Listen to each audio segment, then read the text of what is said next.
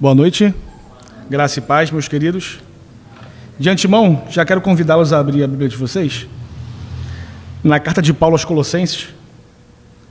Vai ser a nossa base de hoje.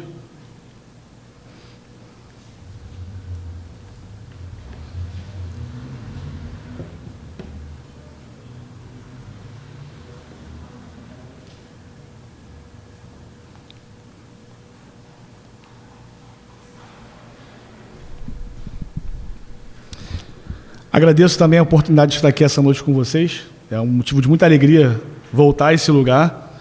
Trago também um abraço do meu pastor André, já esteve aqui também pregando em conferência. Um abraço também da nossa igreja lá em Nilópolis, Igreja Batista do Discipulado.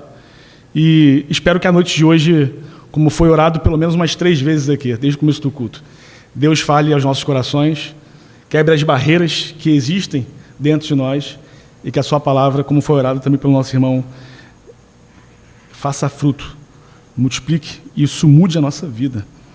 Amém, meus queridos? Desde o momento que eu recebi o convite de estar aqui com os irmãos,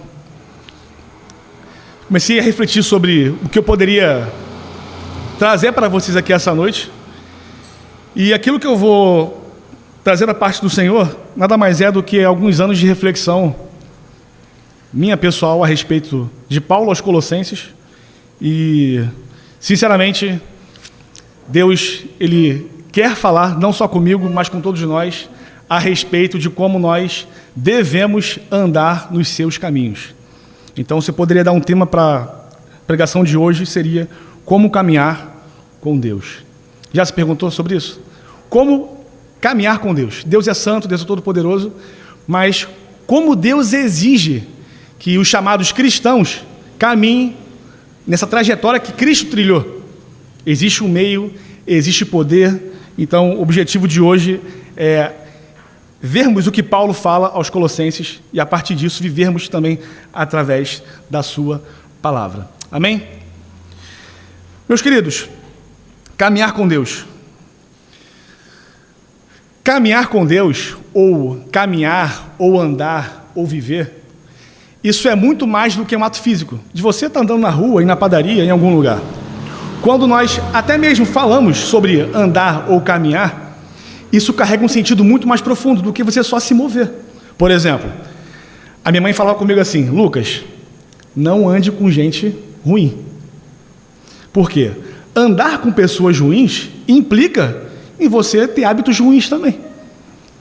Lucas, ande com pessoas que gostem de estudar, porque assim você vai estudar também.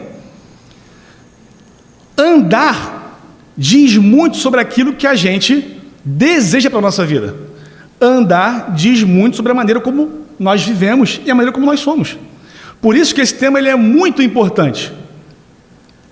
Tem até uma frase que a mãe falava bastante para mim quando eu era pequeno. Ela dizia assim: Lucas, diga-me quem tu andas, que eu direi quem tu és. Então, se você anda no meio de pessoas ruins, é muito provável que você seja uma pessoa ruim.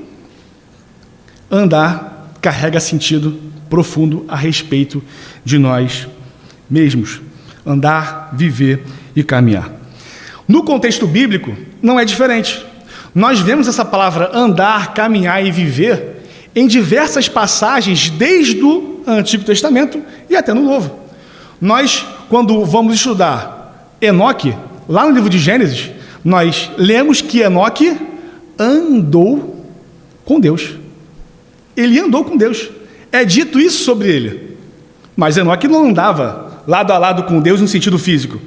Isso carrega um sentido muito mais profundo sobre a vida de Enoque e a vida dele diante do Senhor. No primeiro livro dos Reis, quando Deus ele vai conversar com Salomão, ele fala assim para Salomão: Salomão, ande nos mesmos passos do seu pai Davi, pois ele andou nos meus preceitos. Então Deus tinha dito para Salomão: ande nos meus preceitos como seu pai Davi. Andar carrega muito sentido, é isso que eu quero que vocês entendam. Se a gente pegar o primeiro salmo da Bíblia, salmo de número 1, bem-aventurado é aquele que não anda ou que não segue o conselho dos ímpios, não se assenta no caminho dos pecadores, nem se detém na roda dos escarnecedores. Nós vemos uma diferença muito grande entre pessoas que andaram com Deus e de pessoas que não andaram com Deus. Então vem o Salmo 119, versículo 9. Uma grande pergunta, que é dessa noite. Como pode o jovem manter puro a sua conduta ou o seu andar? Essa é a pergunta do salmista. E a resposta é muito rápida. Basta viver de acordo com a palavra de Deus. É simples e objetivo. Como você pode manter pura a sua conduta, jovem? Se você viver de acordo com a vontade de Deus, a sua conduta tende a ser pura. Mas nós vamos tentar aprofundar esse sentido aqui essa noite. O que é realmente viver segundo a vontade de Deus? Porque ao mesmo tempo que isso diz muita coisa, concordam comigo que isso não diz quase nada sobre isso? Por quê? Se eu falar assim, viva de acordo com a vontade de Deus, você pode perguntar, qual é a vontade de Deus? Quem é esse Deus? O que seria isso? Isso é um absoluto, mas ao mesmo tempo não explica muita coisa, não explica como se deve andar de fato com esse Deus. Então andar, ele tem esse sentido poderoso e profundo a respeito de nós mesmos. E como cristãos que somos, nós carregamos essa marca de andar com Deus. Pedi para que vocês abrissem na carta aos Colossenses, lá no Novo Testamento, já abram também no capítulo 1. E antes de entrarmos um pouco no andar com Deus em Paulo aqui aos Colossenses, eu só queria passar rapidamente com vocês um pouco do contexto de Paulo aos Colossenses. Paulo, ele está escrevendo para uma igreja, prestem atenção nisso. Paulo não conhece essa igreja pessoalmente, ele não viu aquelas pessoas face a face, ele não viu, mas aquela igreja estava passando por alguns problemas. Problemas muito simples. Primeiro problema, Jesus não era mais o centro de todas as coisas. Jesus não era suficiente. Existia uma disputa de tirar Jesus do centro da igreja e colocar ele só um pouquinho de lado, não totalmente no centro. Então Paulo vai escrever para colocar Jesus no seu devido lugar, nessa centralidade. Aquela igreja estava sofrendo alguns ataques de terem outros modelos que não fosse Cristo. Então perceba, Jesus, naquela comunidade, por influência externa, estava sendo tirado do seu centro. O evangelho também, ele foi bombardeado, porque o evangelho puro e simples, como foi apresentado para aquela igreja, alguns iriam dizer que não era mais suficiente, precisava de mais coisas.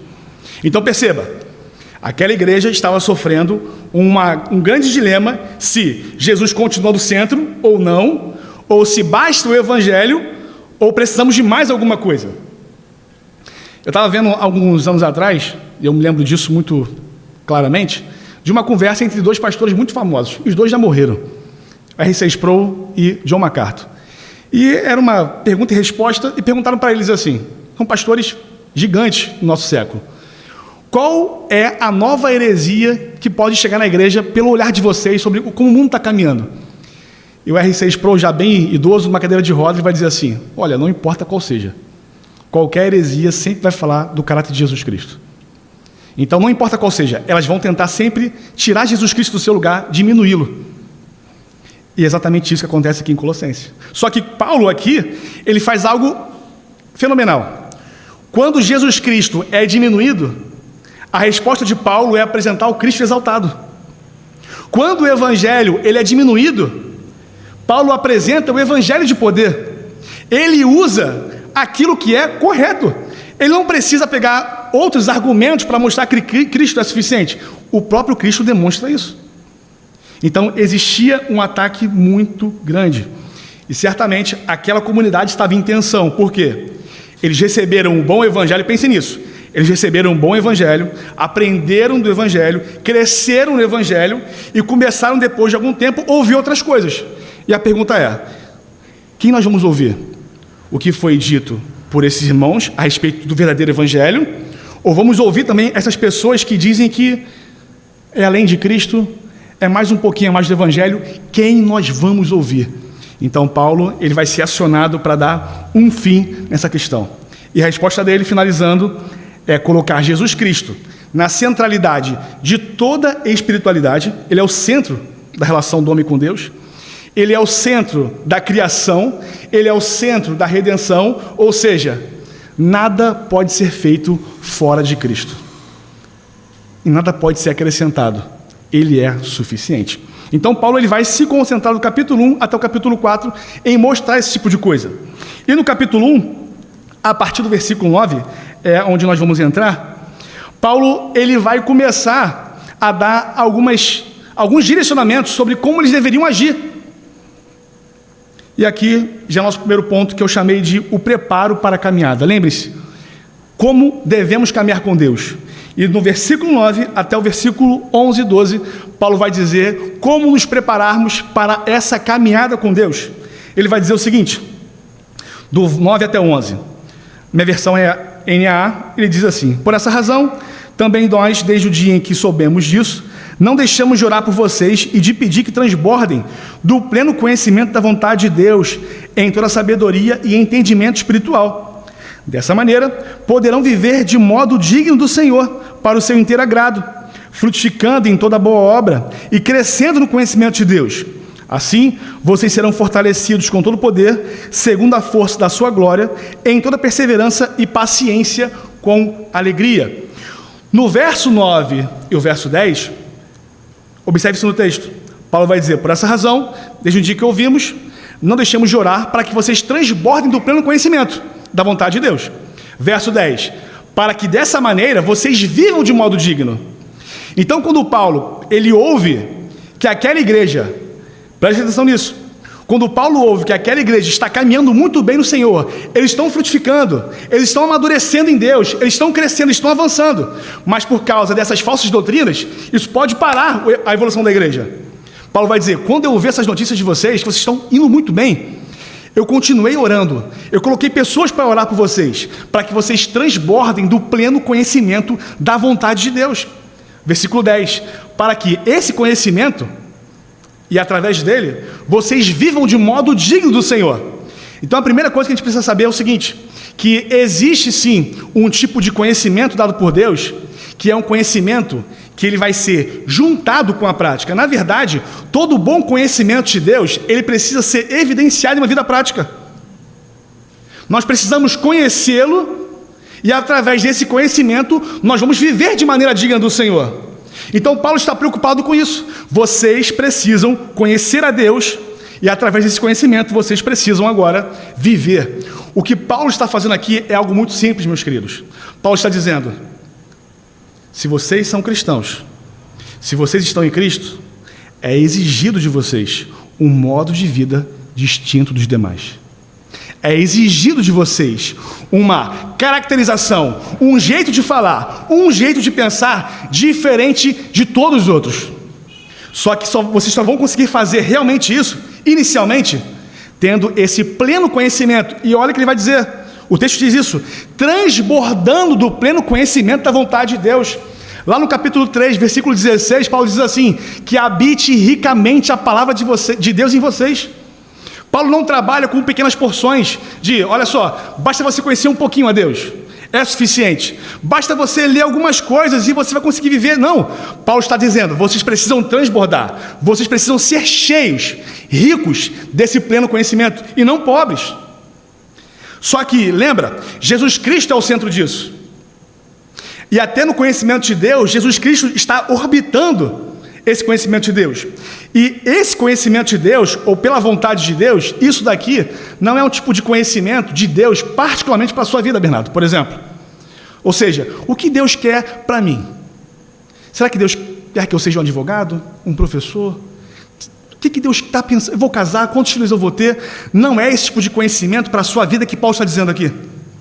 Paulo está dizendo sobre um conhecimento de vida, onde Jesus Cristo, ele é o centro do universo e, ao mesmo tempo, ele é o centro da vida do homem.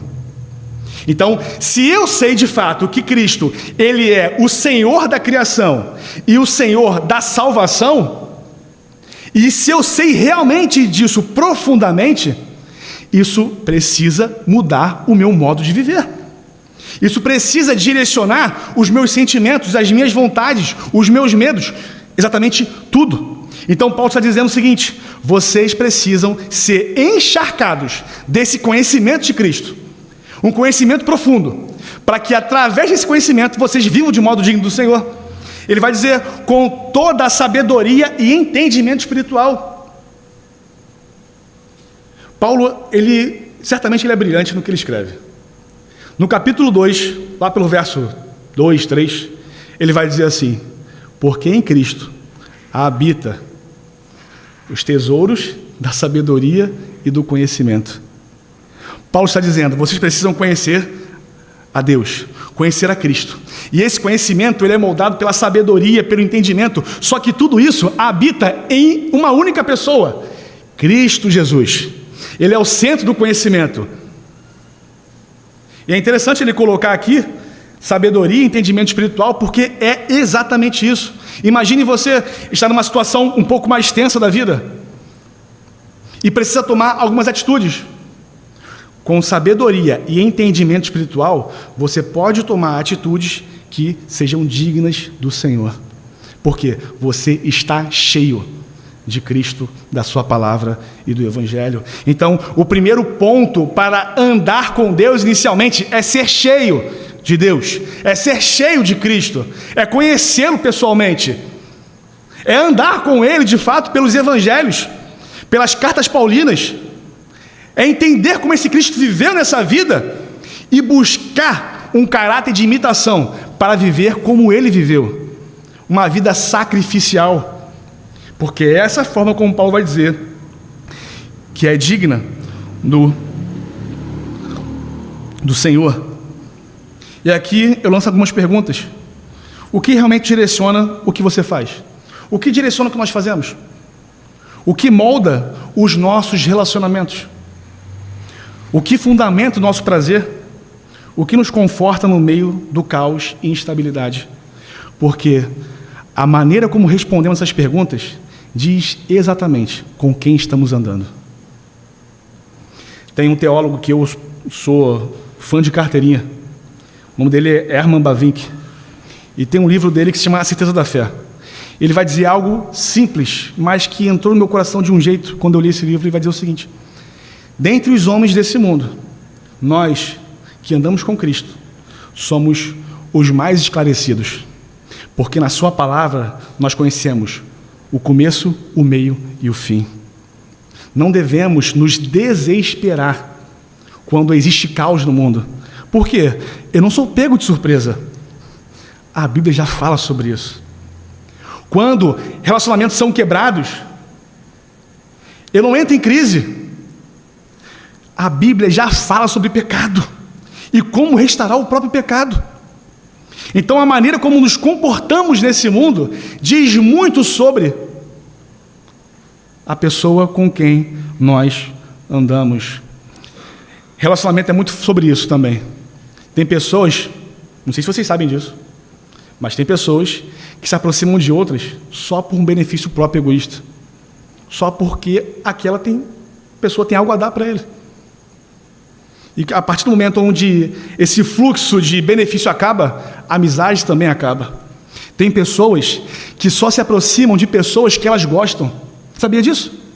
Não, se o irmão aqui, ele é chato, eu não me aproximo dele, deixa ele com o outro, vou escantear e vou buscar alguma pessoa para me relacionar na igreja que seja igual a mim, seja divertida. Jesus Cristo nunca fez esses parâmetros em relações, mas ele se relacionou com pessoas imundas, como todos nós.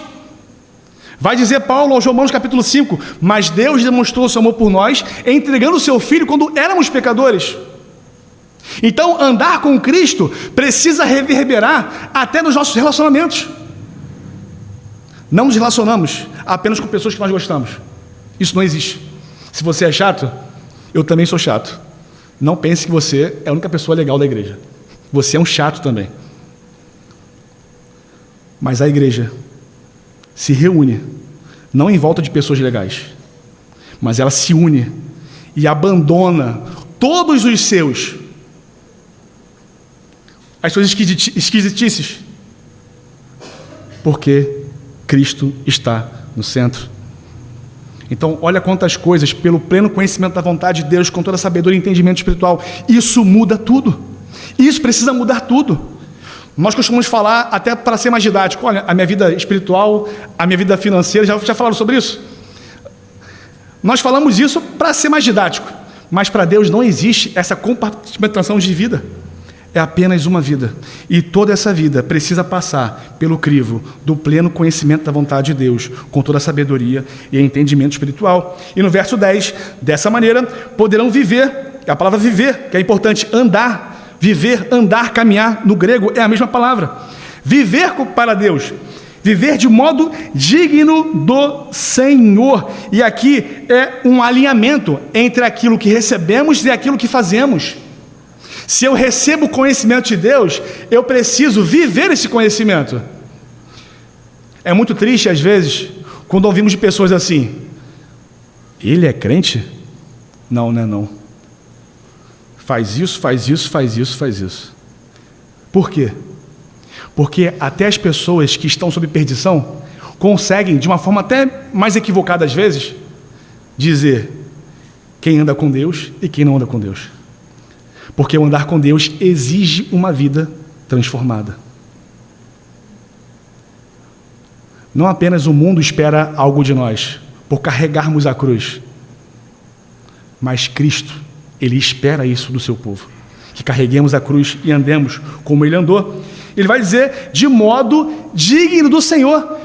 Dessa forma, poderão viver de modo digno do Senhor. E aqui Paulo, ele vai colocar mais uma vez o fundamento dessa dignidade no próprio Cristo.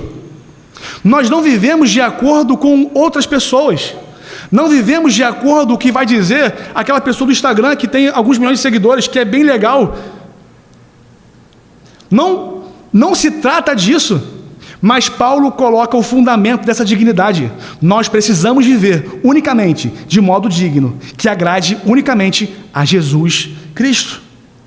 E certamente isso tem inúmeras consequências, tem inúmeras perdas. Obviamente tem tudo isso. Mas devemos decidir se vamos viver diante do Senhor e para Ele, ou vamos fazer concessões, ficar barganhando com Deus. Olha, eu sigo a Jesus, mas até aqui eu vou. Se for me exigido um pouco mais, eu não vou. Isso não existe dentro do cristianismo. Isso não existe dentro de uma vida com o próprio Deus. Então Paulo está dizendo, nós precisamos viver de modo digno do Senhor. E hoje nós vivemos, sempre vivemos assim, mas hoje é muito mais, nessa geração de influência. Todo mundo é influente, todo mundo quer ser influenciado e todo mundo é influenciável. Nós somos influenciáveis sim. Mas a questão não é que a influência é algo ruim, não. Ela sempre foi boa. Mas a pergunta que fica é, qual é a influência que temos recebido? Qual é o padrão de vida cristã que temos colocado e dito, isso aqui é um cristão e eu preciso chegar nessa condição aqui, me entregar mais como essa pessoa se entrega? Às vezes, certamente, é difícil tomar para si modelos que são muito pesados. Vê o apóstolo Paulo, por exemplo, ele vai dizer para Timóteo e para os outros, lembre-se de minhas algemas, Timóteo, eu estou preso, sofra comigo o sofrimento de Cristo. Isso é pesado. Jesus vai dizer em Lucas capítulo 9, aquele que quiser vir após mim, tome a sua cruz diariamente e siga-me. Obviamente que esse andar com Deus é custoso. Você pode perder dinheiro sim, pode perder emprego sim, amizades sim, mas se o nosso modo de vida estiver baseado em Cristo, falaremos como Paulo falou, eu tenho tudo como, isso aí não importa, se comparado à ressurreição, eu tenho tudo como esterco. Eu não quero essa vida, eu quero viver com o meu Senhor. Às vezes é difícil tomar para si modelos mais radicais. Queremos às vezes um cristianismo mais blasé. Sabe o que é blasé? Mais mamão com açúcar. Você só vem aqui nos cultos, sai, faz o que tem que fazer, tem um vocabulário gospel, tranquilo, não fala palavrão. Deus quer mais. Deus chama o seu povo para mais. Deus chama o seu povo não para ficar nesse cristianismo mamão com açúcar, mas para uma vida totalmente radical.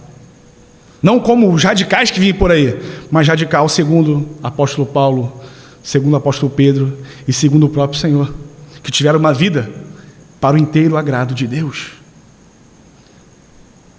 Está disposto a perder tudo para ter tudo? Jovens estão dispostos a serem ridicularizados na escola, entre os amigos da rua, porque o seu modo de andar é diferente dos demais? Em toda a Escritura é dito que esse tipo de desprezo e escárnio por andar com Cristo, isso é glória, é louvor, isso é grande demais, é se parecer com seu Senhor. E ele vai dizer no versículo 11: assim vocês serão fortalecidos com todo o poder, de acordo com a força de sua glória, para que tenham toda a perseverança e paciência com alegria. Isso é difícil? É muito difícil. Não é fácil, não é um trabalho fácil que você acorda de manhã, faz o seu checklist de ser um cristão muito bom, e aquilo vai dar certo. Mas Paulo está dizendo, assim vocês serão fortalecidos com todo o poder. Existe poder no Evangelho, existe poder no trono de Deus. Nunca se tratou sobre a nossa força, sobre aquilo que nós podemos. Eu abro mão de tudo, é muito fácil abrir mão de tudo. Eu consigo me entregar até a morte, eu consigo perder tudo para ter tudo. Não é fácil fazer isso.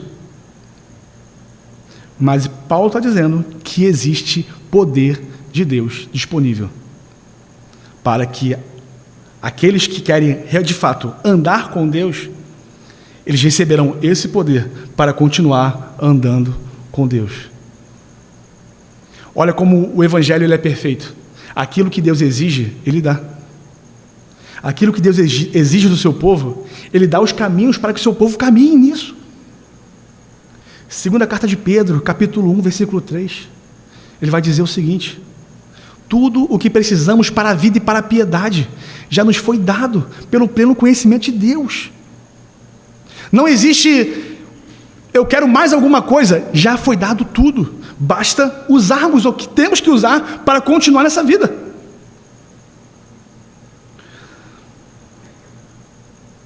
Ame mais a Deus do que o videogame. Ame mais a Cristo do que o TikTok, o Instagram, a internet. Ame mais a Bíblia do que o seu celular. Isso serve tanto para jovem, para adulto, para senhor de idade. Ame mais o Senhor, porque sempre se tratou disso, de andar com Deus. E se minha mãe perguntasse para vocês essa noite, minha mãe perguntasse: diga-me quem andas, que direi quem és. Se você dissesse com quem você está andando durante esses meses, qual seria a resposta de uma pessoa comum? Ela diria: esse ama Deus, esse se entrega por Deus. Ou esse aí é mais uma pessoa normal, que se diz cristã, mas só tem o vocabulário, a vestimenta e o jeito de se falar como crente, mas não tem sacrifício, não tem perda, não tem radicalidade, nada disso. Paulo fala sobre isso. Então, nessa primeira parte nós vimos sobre o preparo para a caminhada. Segundo ponto, capítulo 2, sobre a firmeza no caminho. Paulo não para por aí. Lá no capítulo 2, versículo 6 e 7, ele vai retomar essa ideia. Ele retoma o que ele falou lá no capítulo 1, versículo 9 e 10. Ele vai dizer o seguinte: portanto, visto, ou assim como vocês receberam Cristo, o Senhor, continuem a viver nele, estando enraizados e edificados nele, e confirmados na fé, como foi ensinado a vocês, crescendo em ações de graças. Paulo está dizendo, vocês receberam a Cristo. O receber a Cristo não é aqui aquele gesto de você levantar a mão: olha, estou na igreja agora, hein? Eu recebi Jesus Cristo. Não é sobre isso. Paulo está dizendo, receber a Cristo aqui é você receber todo o conhecimento que eles receberam de Jesus, o modo como eles deveriam viver de Jesus. Lembra? Eles receberam o evangelho verdadeiro, eles cresceram e estava sendo uma confusão ali. Paulo está dizendo, olha, vocês receberam a Cristo, fiquem com aquilo. Vocês receberam a Jesus, vocês aprenderam dele, vocês conheceram a ele. Ele vai dizer, e Paulo, em toda a Bíblia é assim, qualquer palavra, gente, qualquer palavra é importante. Portanto, assim como vocês receberam Cristo Jesus, o Senhor. Quando Paulo ele coloca o Senhor aqui, ele está trazendo o que ele falou lá no capítulo 1, do versículo 15 ao 20. Que ele é a imagem do Deus invisível, o primogênito de toda a criação, pois nele foram criadas todas as coisas nos céus e na terra, visíveis e invisíveis, tronos, soberanias, poderes e autoridades, tudo criado por ele e para ele. Ele é antes de todas as coisas e nele tudo subsiste. Ele é a cabeça do corpo, que é a igreja, o princípio e o primogênito entre os mortos, para quem tudo tenha a primazia, pois foi do agrado de Deus que nele habitasse toda a plenitude. Paulo está dizendo, vocês precisam continuar vivendo nesse Senhor, que é o Senhor do universo e é o Senhor da redenção, o cabeça da igreja. Não se desviem para a esquerda ou para a direita, continuem vivendo nele, assim como vocês receberam.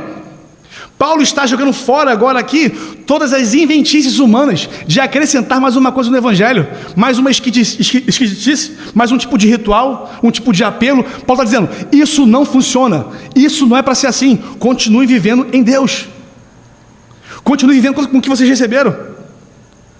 O Evangelho, meus irmãos, ele é suficiente, ele é poderoso. Paulo poderia dizer assim, olha só, vocês aprenderam de Jesus, correto? O Evangelho, ele vai dizer no capítulo 1 que o Evangelho cresceu e frutificou naquela igreja. Ele poderia dizer assim, já que vocês já receberam o Evangelho, e está tendo um problema aí na igreja, eu vou agora abrir uma teologia sistemática, e a gente vai estudar sobre escatologia. Vamos estudar sobre assuntos mais complexos da teologia, para que com assuntos mais complexos, vocês entendam um pouco mais e se apeguem mais a Deus. Paulo está dizendo, o que vocês receberam é suficiente e é poderoso. O Evangelho não é o ABC da fé. Ele vai do começo ao fim, é o alfa e o ômega. Ele não é só as primeiras aulas de quem está iniciando na igreja. Olha, vamos aprender sobre Jesus, justificação. Não, ele precisa carregar aquele cristão do começo ao fim. O que queima o coração do crente não é sobre o que ele entende sobre o final dos tempos, ou sobre vários problemas da teologia, mas é aquilo que ele entende do seu Senhor do universo, o Senhor da salvação, e o local que ele está nessa salvação, que é diante do Senhor como filho. O Evangelho sempre foi suficiente. Paulo vai dizendo, o que vocês receberam de Deus, continuem, permaneçam nele, porque ele é Senhor, recebam, continuem a viver nele. Isso é muito importante, gente, porque, olha o que Paulo vai dizer, vocês precisam continuar vivendo nele. É como se Jesus Cristo fosse um lugar.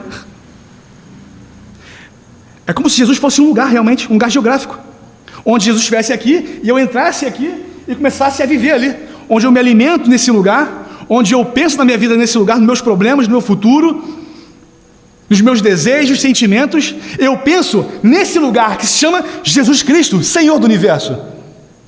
Eu não penso fora dele. Eu não... estou com problema em casa, mamãe está doente, estou com pouco dinheiro, eu vou em Jesus agora. Eu sou confortado com isso. Estou tranquilo, estou bem, eu vou para outro lugar e penso sobre a minha vida, fora de Cristo. Paulo está dizendo, vocês precisam permanecer nele, viver nele. Ele é o ambiente onde o cristão transita e vive. Ele é a lente que o cristão enxerga todas as realidades. Por que um cristão não deve ficar desesperado, por exemplo, com corrupções do mundo? A gente fica meio chateado com isso. Mas não agimos como os homens normais. Não agimos como homens normais, porque pensamos nele. Sentimos raiva, sede de justiça nele. E somente vivendo nesse lugar que é Jesus Cristo, nós podemos amar, nós podemos ter prazer, viver de modo digno do Senhor, porque estamos nele. Não, a nossa vida não pode ser composta de vários neles. Nele Jesus, nele eu mesmo, nele dinheiro, nele sucesso, nele ser bem-quisto entre os meus amigos, e a gente ficar transitando de caixa em caixa. Nós somos chamados a viver somente nele. Verso 7, estando enraizados e edificados nele, e confirmados na fé que foi ensinada, mais uma vez. Essa raiz é confirmada na fé que vocês receberam lá atrás. Não tem novidade. Eu estava no mercado esses dias, foi umas 2 semanas atrás, e eu encontrei nem meu amigo, mas um conhecido, um irmão na fé, de muitos anos. Ele deve ter uns 20 anos, deve ser 20 anos mais velho do que eu. Me viu pequenininho, enfim. Eu estava no mercado, quando eu fitei o olho nele, ele em mim, pô, ele abriu um sorriso assim muito grande, eu fiquei até meio sem graça, falei, poxa, e eu fiquei feliz em vê-lo. Ele veio na minha direção, e eu fui na direção dele. Ele me fez 2 perguntas, e eu percebi que a primeira pergunta, e ele se ligou nisso, a primeira pergunta, ele colocou no lugar errado, tanto é que ele não deixou, ele pegou a segunda e colocou na primeira. Ele falou assim, Lucas, e aí, cara, ele falou assim, Lucas, como é que está a família? Como é que está a esposa e os filhos? Antes de eu responder, eu estava assim já. Aí ele falou para mim assim, está em Cristo ainda, cara? Ele nem deixou eu responder. Aí eu fui conversando com ele sobre a igreja, ele falou, a igreja dele, eu da minha, evangelho, e depois ele perguntou, e a família, como é que está? Porque ele entendia, como um irmão mais velho na fé, que por mais que minha família estivesse muito bem, o que importa é estar nele. E ele falou com os olhos assim, meio, como é que tá? Tá em Cristo ainda? Eu falei, claro que eu tô, pô. Ele, é isso aí. E a gente começou a conversar. Prioridade, cada coisa no seu lugar. Eu falo até para alguns rapazes lá da igreja, falo assim, olha só, respeitem os mais velhos na fé. Talvez os mais velhos na fé não tenha, e nem vai ler tantos livros quando você leu, de teologia, e nem vai ler tanta Bíblia como você já leu. Mas são pessoas que estão há 50, 40 anos na fé. Eles passaram um dobrado com Deus e persistiram, perseveraram, que você, jovem, nem sabe que existe. São pessoas cascudas, perseverantes, que continuaram caminhando com aquilo que receberam de Deus. E o Evangelho foi o suficiente. Então, não é só caminhar. Eu comecei agora, mas é permanecer. Continuem a viver nele. E para fechar, no capítulo 3, nós temos sobre essa perspectiva desse novo andar. Nós já vimos sobre a caminhada. Para caminhar, eu preciso conhecer. E tem que ser um conhecimento prático. Eu preciso viver olhando para Cristo no mundo, olhando para Cristo em mim e viver em Cristo. Segundo ponto, nós vimos que devemos permanecer nesse andar. Não basta só começar, temos que permanecer naquilo que recebemos de Deus, porque Ele é Senhor. E o terceiro ponto é sobre essa nova perspectiva de andar. E nós, se você é cristão, está aqui essa noite, você anda nesse mundo, mas anda nesse mundo olhando para o outro lugar. O cristão, para o apóstolo Paulo, na carta aos Colossenses, o cristão, ele anda nesse mundo, ele anda com Deus, mas toda a sua vida está apontando para o outro lugar. Ele vai dizer no versículo 1, portanto, se vocês foram ressuscitados juntamente com Cristo, busquem as coisas lá do alto, onde Cristo vive assentado à direita de Deus. Pensem nas coisas lá do alto e não nas que são aqui da terra, porque vocês morreram e a vida de vocês está oculta juntamente com Cristo em Deus. Paulo vai colocar 2 palavras aqui que são muito importantes para a fé cristã: ressuscitados e mortos. Paulo entende que a nossa identificação com Jesus na morte e ressurreição precisa fazer barulho na nossa vida, não pode ser algo normal. Lembrem, quando Cristo morre, nós morremos com Ele, e o batismo é uma representação disso. Nós morremos, nossa vida morreu, agora vivo não mais eu, mas Cristo vive em mim. E quando no batismo subimos, estamos nos identificando com Cristo na ressurreição. E na ressurreição de Cristo, nós temos uma nova identidade. Uma nova identidade. E essa nova identidade é uma identidade da nova criação que está sendo feita em Jesus Cristo.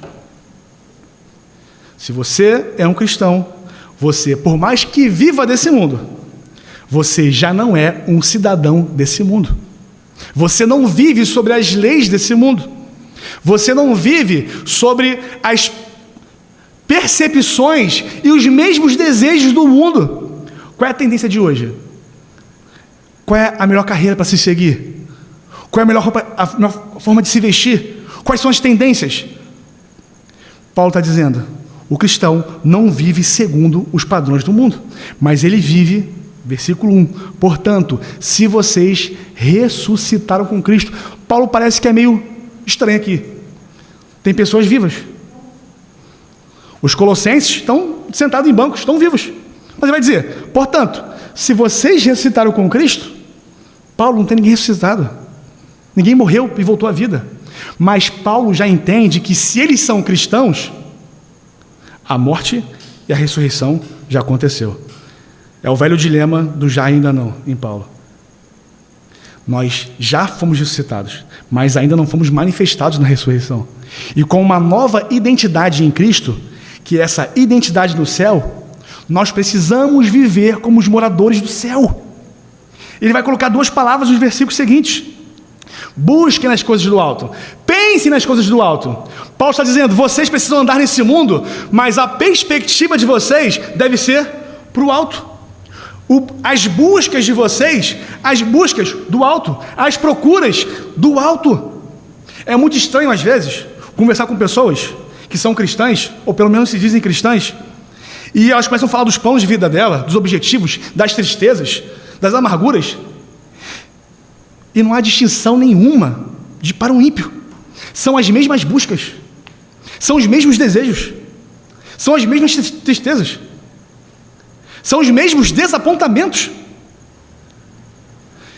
Isso não é para ser assim. O morador do céu, vivendo nessa terra, precisa viver olhando para o alto e pensando nas coisas do alto.